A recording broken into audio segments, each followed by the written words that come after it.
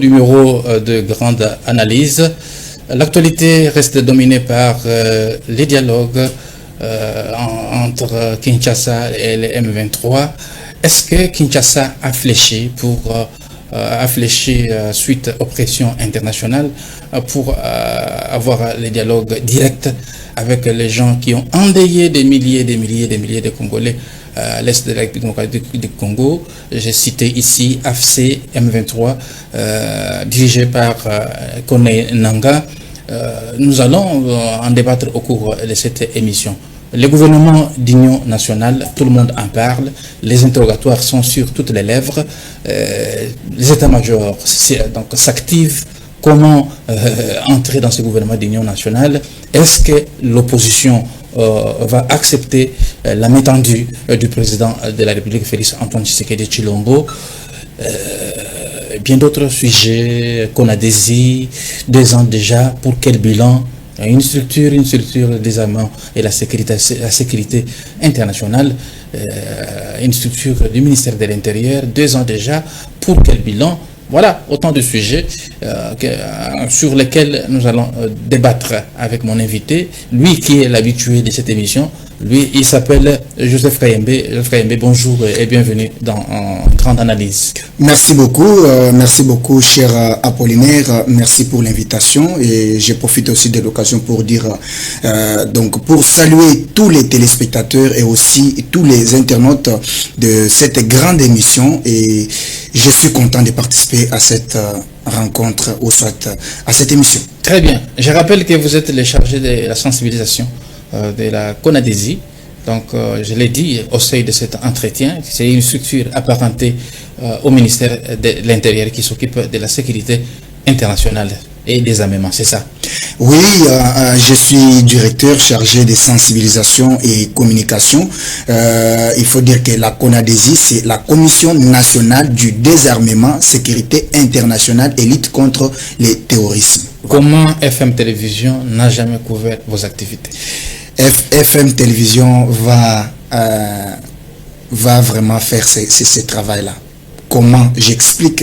Parce que vous savez, vous venez de dire que 2 ans, mais ce n'est pas 2 ans, c'est plusieurs années. Donc, la CONADESI était entre les poches des individus. Mais il fallait qu'il y ait quelqu'un qui va quand même révolutionner les choses, qui va prendre les choses à main, qui va former les jeunes gens, les envoyer sur le terrain. Je pense qu'au cours de cette émission, vous allez voir des images, les travaux que nous sommes en train de travailler, même à Kinshasa. Nous avons des éléments partout sur l'ensemble du territoire national, même dans d'autres provinces que la CONADESI n'a pas été encore installée. Très bien. Je vais en train d'aller vif pour dire quand même, répondre que FM Télévision va couvrir toutes les activités et son attaché, son responsable est déjà l'un des communicateurs ou le membre de la cellule de la communication de la CONADESI. Voilà, merci beaucoup pour l'honneur que vous faites à la Fondation Maloua et également à nous, les responsables de la télévision. Entrons dans le vif du sujet. Le chef de l'État Félix Antoine Tshisekedi s'est déplacé, il a rencontré son homologue angolais Joao Lourenço, et à l'issue de cette réunion, nous apprenons que le gouvernement angolais a émis le vœu de voir Kinshasa discuter, dialoguer directement avec AFC M23. Donc, comment vous avez accueilli cette nouvelle? Est-ce que Kinshasa a fléchi devant les pressions internationales pour dialoguer avec M23, parce que c'était une ligne rouge du président Tshisekedi à ne pas franchir. Donc, ne pas dialoguer avec les pantins du M23. Je sais que ici, ce qu'on doit d'abord dire à tous nos téléspectateurs et aussi tous les internautes de notre pays, même à l'étranger, c'est que il ne fallait pas directement être emballé par la nouvelle de l'Angola. Pourquoi? Parce que vous avez bel et bien dit que c'est une initiative du gouvernement angolais, du président angolais. Il est médiateur de l'accord de Nairobi. Effectivement, cela ne veut pas dire Et en cette qualité-là, il va imposer. Il a émis le vœu. Maintenant, nous, on devrait aussi attendre la réaction du gouvernement congolais pour savoir la position du président Tshisekedi. Et aussi, il faut signifier que même si l'Angola peut demander ou soit proposer cette médiation, ces dialogues, cela ne veut pas dire qu'effectivement, le président Tshisekedi va accepter de rester face en face avec ces gens-là. Je m'explique. Dans quel sens? Parce que déjà, par rapport aux groupes armés, toutes les revendications, c'est déjà bien traité. Nous avons l'accord de Nairobi, nous avons aussi l'accord aussi de Luanda. C'est-à-dire que même s'ils acceptent, le problème c'est qu'il y a déjà les clauses déjà bien définies. Cela ne veut pas dire qu'ils viendront nous dire que non. Et non, nous allons continuer, donnez-nous la responsabilité de l'Est, on va continuer à voler les minéraux. Ça ne sera pas comme ça. Parce que ne voyez-vous pas que les médiateurs Joël Lorenzo entrent dans la même ligne droite avec ce que ont entamé ici les prêtres catholiques et les amis de l'SSC. Non, mais c'est sur les pactes sociaux et c'est différent. Les pactes sociaux. Ils ont entamé des contacts avec les acteurs clés de la société congolaise, mais également au-delà des frontières. Ils sont allés voir au niveau de l'Afrique. Ils ont vu les AFC Nanga, ils ont vu le président Paul Kagame. Ne croyez pas que ce travail, cher Apollinaire, je suis pressé pour donner la réponse. Oui, c'est presque la même démarche. Ce n'est pas la même démarche. Ce n'est pas la même démarche. Parce que ici, les prêtres donnaient l'impression des gens qui avaient déjà un agenda caché. Vous savez tout. Vous avez appris même que Monseigneur Cholé, il vous disait, selon certaines langues, selon ce qu'il disait à certaines personnes qui le préparaient le départ de Tshisekedi. Donc, ce n'est même pas le même schéma, ça n'a... Donc, il n'y a même pas les liens entre les dialogues entre parenthèses de Luanda et ce que le prêtre était en train de faire. Parce que quand on veut bien pénétrer ce que les prêtres étaient en train de faire, c'est différent. On peut comprendre que comment les serviteurs de Dieu, entre guillemets, peuvent se donner le pouvoir d'aller même au-delà de leurs prérogatives pour dire que non, nous sommes en train de préparer le chemin pour un autre président. Donc, papa, non, mais bref, on peut comprendre. C'est pas ça leur démarche. Leur démarche, c'est juste proposer des pistes de solutions pour que la paix soit viable. Quelles sont ces pistes de solutions? Parce que qu'ils ont appelé les pactes sociaux et les vivre ensemble. C'est quoi les pactes selon eux? Pacte social. Parce que là, ce que je dis, tous ceux qui ont eu l'accès à leur discussion et qui ont eu le temps de comprendre leur plan, il y a eu ce que moi je vous dis ici. Je ne suis pas le premier, excuse de le dire sur le plateau de télévision. Il y a eu déjà un plan selon eux étaient en train de dire qu'ils sont en train de préparer l'arrivée de notre président, la démission du président Tshisekedi. C'était parmi leurs plans. Voilà pourquoi ils pouvaient. Dis-moi d'abord. Parce que nous parlons de pacte et tout ce que le prêtre était en train de faire. Dis-moi là où ils ont eu des moyens de faire tout ce voyage-là. Donc ils étaient en contact avec tous ces gens, même y compris Kagame. Vraiment, je voulais bien, cher Apollinaire, épargner nos téléspectateurs par rapport à ce que les prêtres étaient en train de faire parce que ça n'a aucun sens pour les serviteurs de Dieu de commencer... On envisage aussi les dialogues tels que représente le président Joël Lorenzo. Il faut discuter, dialoguer directement avec M23. Mais il y a la différence, je venais de le dire. Pour eux, ça va aboutir je dirais, à une transition avec un autre président à la tête du pays. Je ne sais pas, ils ont puisé cela dans quel article de notre constitution? Non, c'est pas ça, le pacte social, et vouloir vivre ensemble dans les régions des Grands Lacs. C'est pas ça.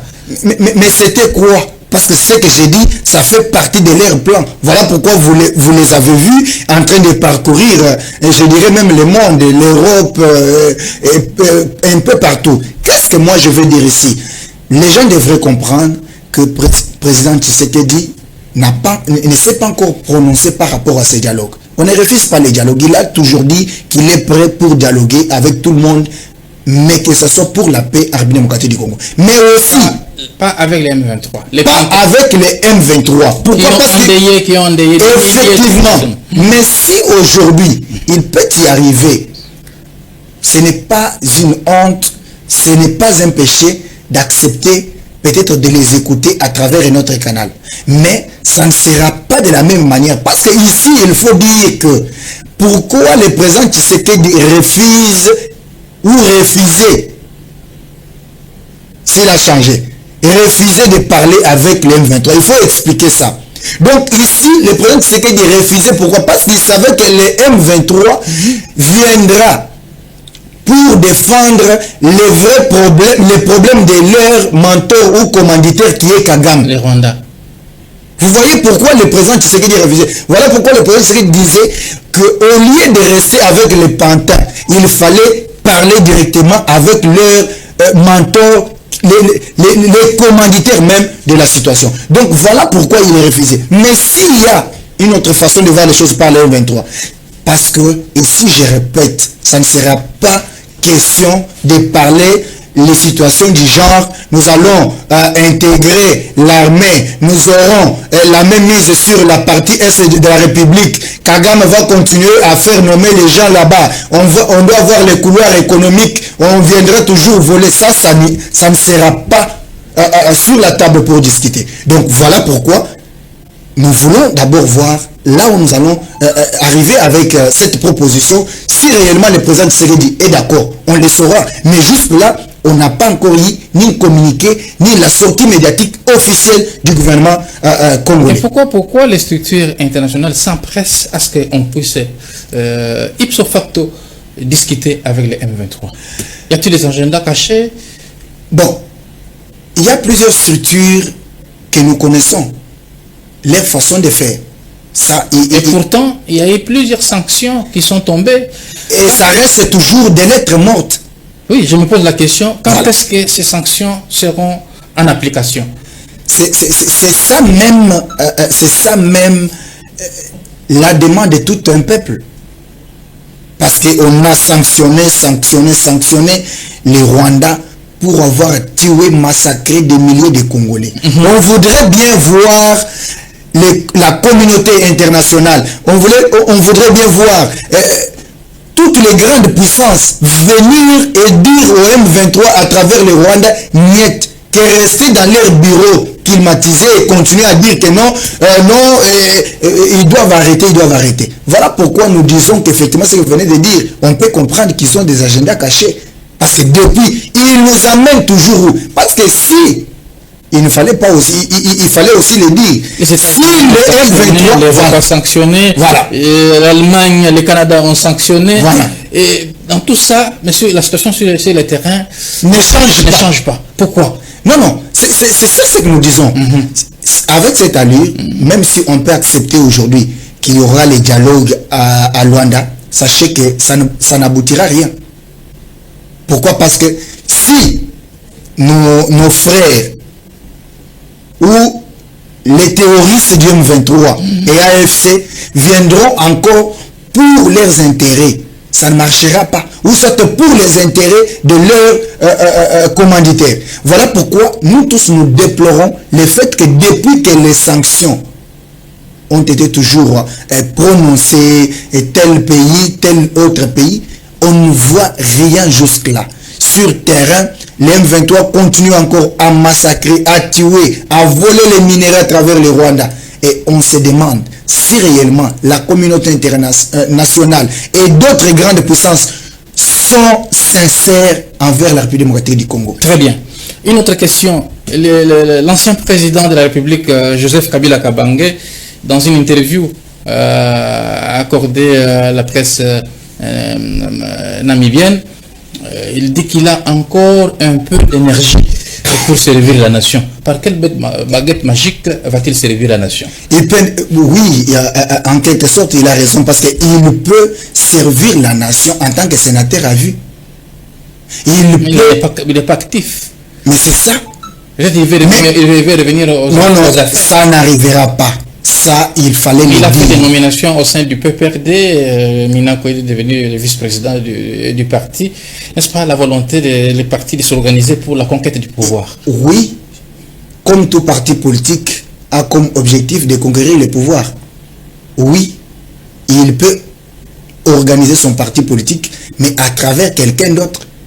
Cher Apollinaire, il faut dire que la République démocratique du Congo, c'est un pays à part. Il a encore un peu d'énergie, il l'a dit. Mais c'est ce que nous disons.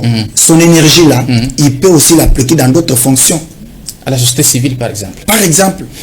il peut aussi, comme il est en train de faire, il peut aussi faire quelque chose sur le plan, même dans le business qu'il est en train de faire dans autre chose. Il n'est pas dit que son énergie, c'est pour revenir président de la République. Ça, il faut oublier. Dans quel pays? Donc, ce sont des choses qu'il faut vraiment éviter, parce que on peut considérer ça comme la distraction. Et mais dans ces dialogues que tout le monde réclame, Joseph Kabila, sénateur à vie, c'est quand même aussi un personnage clé de ce pays. Il peut être aussi invité à ces dialogues pour trouver...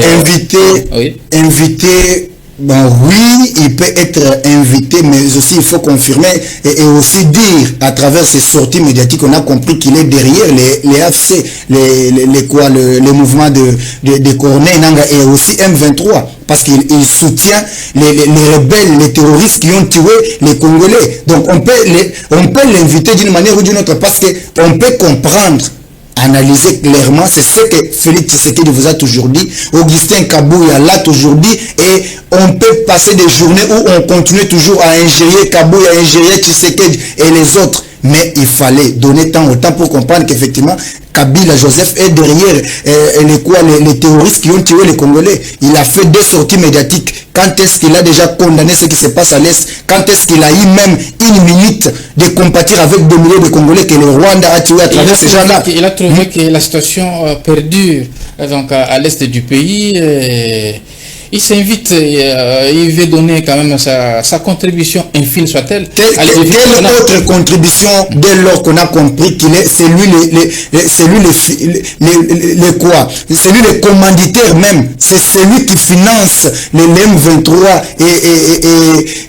et AFC à travers. Et pourquoi Mutamba tarde à lancer un mandat d'arrêt international à Joseph Kabila, par exemple? Bon, vous savez, pour amener Joseph Kabila à ce stade, il faut consulter les 2 chambres du Parlement. Donc, je pense que le ministre Mutamba ne peut pas le faire de lui-même.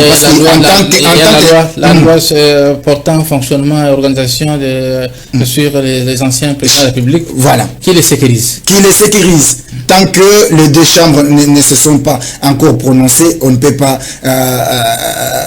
engager des poursuites judiciaires contre Joseph Kabila. Mais au moins, il faut le dire tout haut et les décourager. Tous ceux qui parlaient peuvent comprendre aujourd'hui que Joseph Kabila n'a pas pitié des Congolais, n'a pas une minute, n'a pas pris même pas une seconde pour compatir avec des Congolais tués par ces gens dont il est en train de soutenir à l'est de la République démocratique du Congo. Très bien, Joseph Kayembe. Parlons un autre volet de cette actualité, c'est le gouvernement d'union nationale. Je l'ai dit au seuil de cet entretien que les états-majors des partis politiques s'activent pour entrer dans ce gouvernement d'union nationale. Pour quelle fin? Merci beaucoup pour cette belle question, cher Apollinaire. Vous savez, c'est ça le problème. Le problème aujourd'hui, c'est que le président Félix Tshisekedi doit ouvrir l'œil. Elle est bon. Elle est bon. Parce qu'on ne veut pas vivre encore le même scénario. Vous allez constater que les gens qui ont échoué lamentablement, ils veulent revenir. Et d'autres qui n'ont même pas la capacité d'apporter quelque chose veulent entrer aussi dans le gouvernement. Et si vous regardez bien, quand il a juste annoncé la sortie ou la formation du gouvernement d'union nationale, c'est alors que d'autres qui étaient devenus calmes, qui ne parlaient pas, se sont réveillés. pour faire des activités, pour descendre sur terrain. Alors qu'à l'époque, il pensait que Nanga allait venir dans 2 ou 3 jours directement à Kinshasa et faire tomber le pouvoir de Kinshasa. Il ne parlait pas.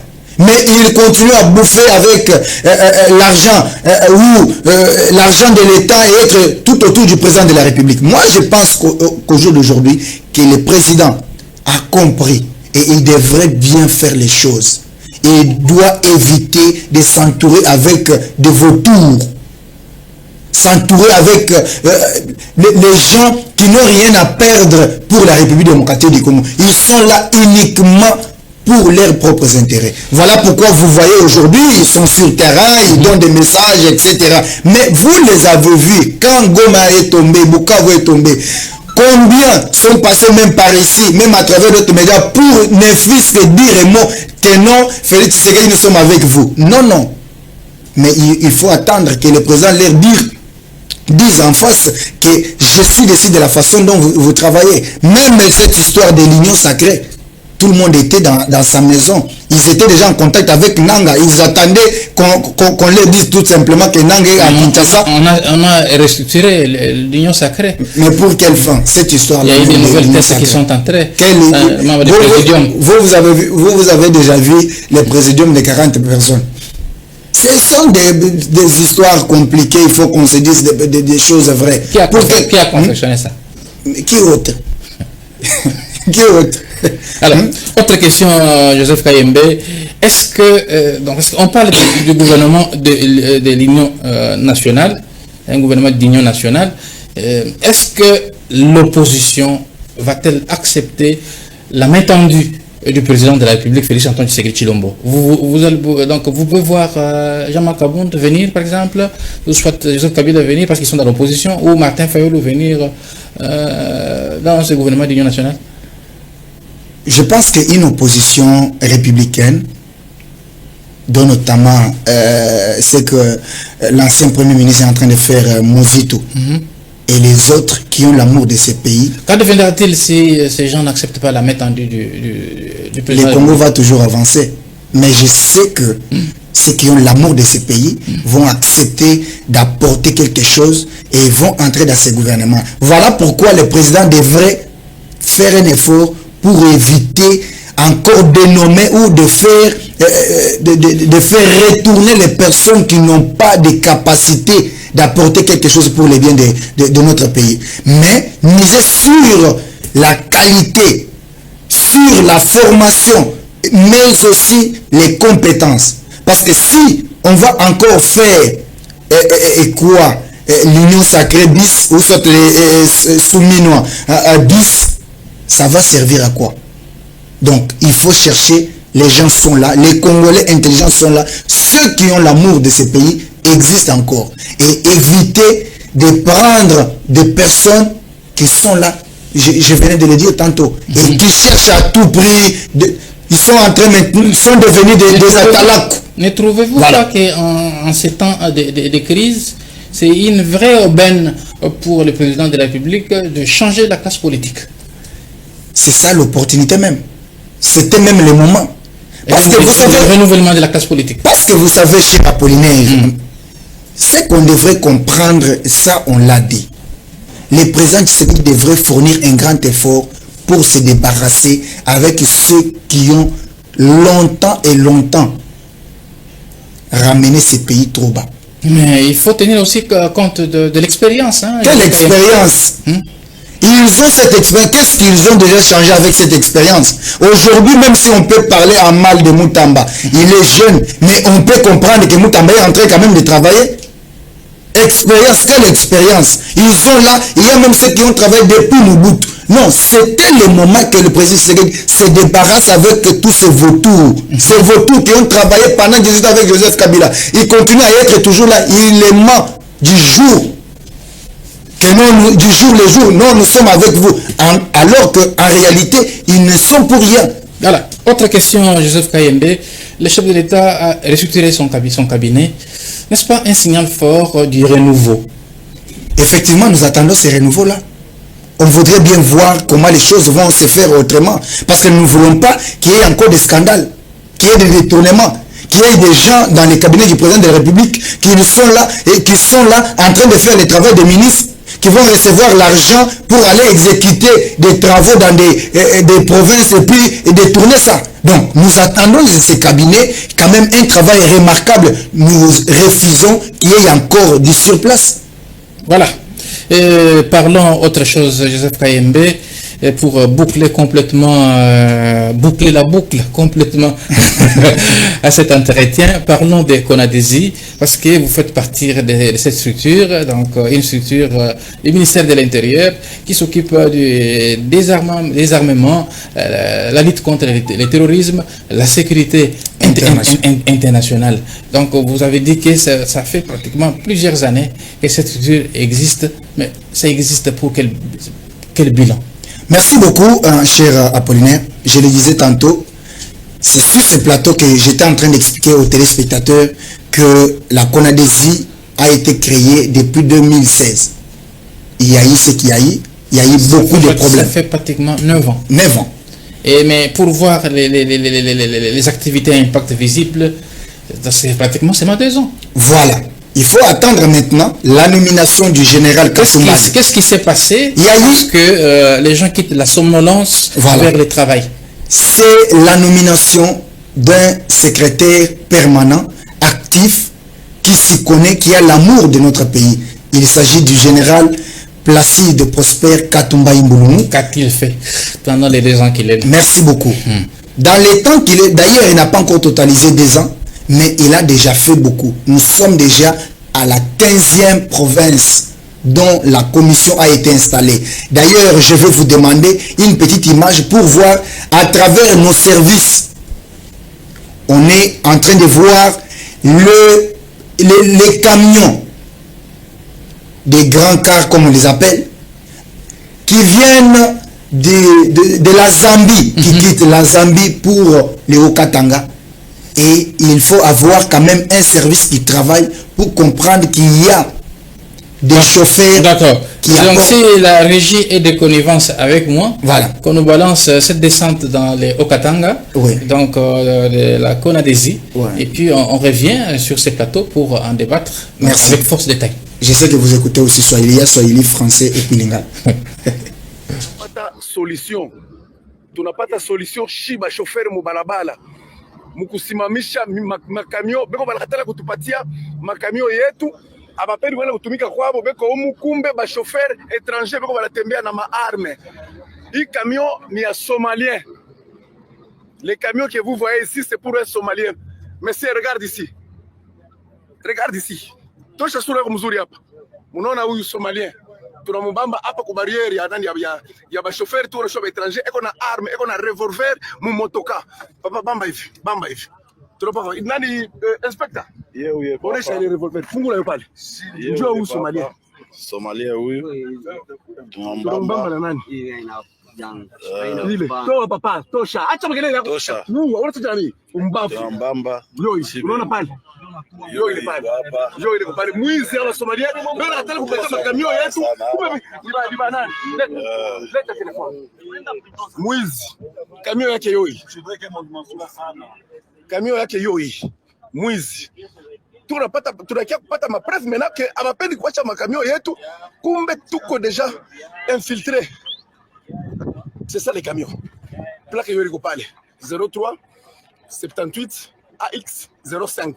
Camion à la Congolais, mais un étranger au volant bien armé. Vous voyez un étranger au volant bien armé. Hein?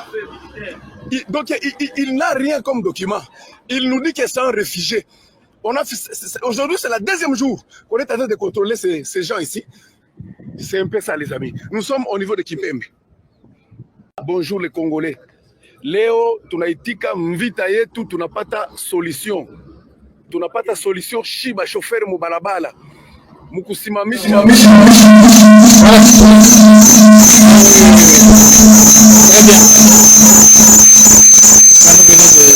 de suivre ce qui se passe dans cette partie du pays, dans les Katanga.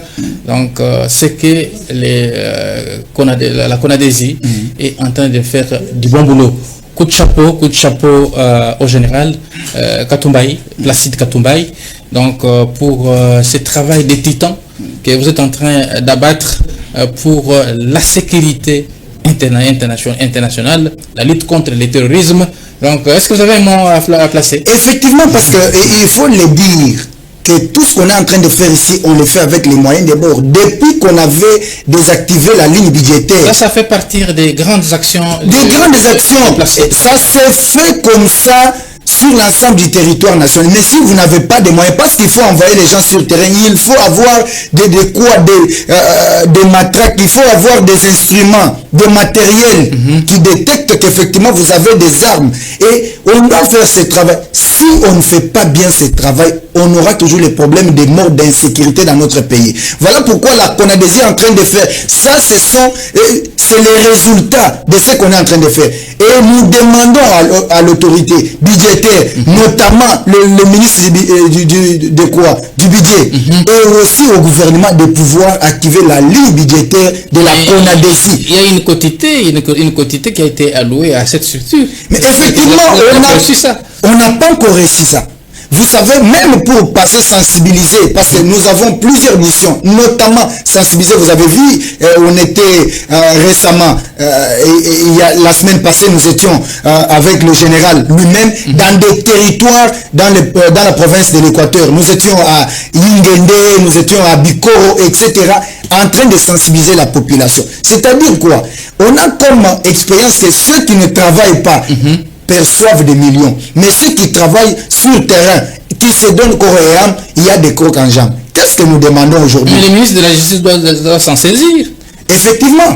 Mais celui qui est chargé de ça, c'est le ministre du budget. Voilà pourquoi vous voyez ce qu'on vient de faire. C'est à travers la CONADESI qu'on est en train de détecter et là, tout ce qui vous travaillez avec les moyens de bord. C'est pas. C'est ce que j'ai dit. La subvention du gouvernement. J'ai dit que nous travaillons jusqu'à avec des moyens de bord. Ou soit c'est le VPM qui peut nous venir en aide. Parfois. C'est une structure. Voilà. Sa gestion. Voilà. Ouais. Il peut aider, mais le reste, c'est toujours le général Katumbaï avec nous qui se battent même pour faire tout ça. Et c'est comme ça sur l'ensemble du territoire. Quand vous allez dans toutes les provinces là, vous allez comprendre que les armes circulent librement.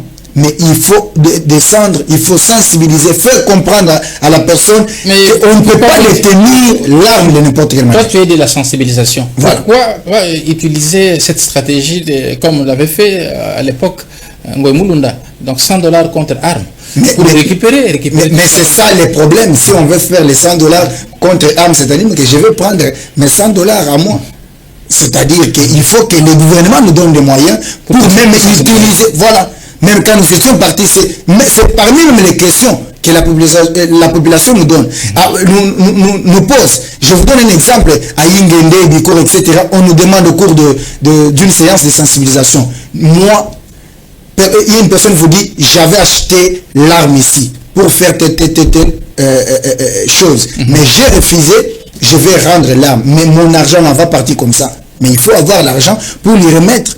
Parce qu'il était peut-être chasseur, mais il veut abandonner. Et il y a beaucoup de cas comme ça que nous sommes en train de traiter avec des moyens de bord. Donc nous saisissons l'opportunité pour dire au président de la République, pour dire au service attitré que la CONADESI, la Commission nationale du désarmement, sécurité internationale et lutte contre le terrorisme, c'est une commission qui est en train de faire un travail remarquable aujourd'hui. Et si on veut bien que la CONADESI apporte son soutien au gouvernement, au président de la République pour la sécurité sur l'ensemble du territoire national, on doit activer la ligne budgétaire, on doit nous donner des moyens pour encore détecter tous ceux qui détiennent encore ou qui font entrer les armes sur notre territoire national. Merci beaucoup Joseph Kayembe pour cet oral sur mon plateau de télévision, également dans cette grande émission, grande analyse. Donc nous sommes arrivés pratiquement à la fin de cet entretien. Donc en guise de conclusion, donc vous avez 30 secondes pour le mot de la fin. Merci beaucoup. Le dernier mot, c'est demander aux Congolais de continuer à croire encore à ces services, mais aussi nous disons sincèrement merci au général Katumba et aussi au VPM de l'intérieur pour les soucis et aussi les soutiens qui ne cessent de manifester à notre égard, effectivement, à travers le général Katumba, qui est le secrétaire permanent de la Commission nationale du désarmement, sécurité internationale et lutte contre le terrorisme, parce que nous sommes en train de faire tout pour arrêter l'insécurité dans notre pays. Merci beaucoup, coup de chapeau au général Placide Katumba pour le travail des titans que vous êtes en train d'abattre donc, dans cette commission, mais également au VPM de l'intérieur. Donc, nuit et jour, vous mouillez les maillots pour donner des subsides à cette structure donc, qui s'occupe de la lutte contre le terrorisme et la sécurité internationale, mais également les désarmements. Donc, coup de chapeau. Donc, vous devez continuer sur la même lancée à ce que on ait détecté donc tous ces gens qui détiennent illégalement les armes chez eux. Donc, ça n'est fini complètement pour ces numéros de grande analyse. Donc, je rappelle que nous recevions sur ces plateaux Joseph Kayembe, qui est le chargé de la sensibilisation de la CONADESI. Donc, avec lui, nous sommes revenus sur l'actualité de l'heure, mais également parler de la structure donc, dans laquelle il œuvre. Donc, quant à moi, je vous dis sincèrement merci pour l'attention soutenue que vous ne cessez de renouveler à FM Télévision. Bonne suite des programmes sur nos antennes. Au revoir.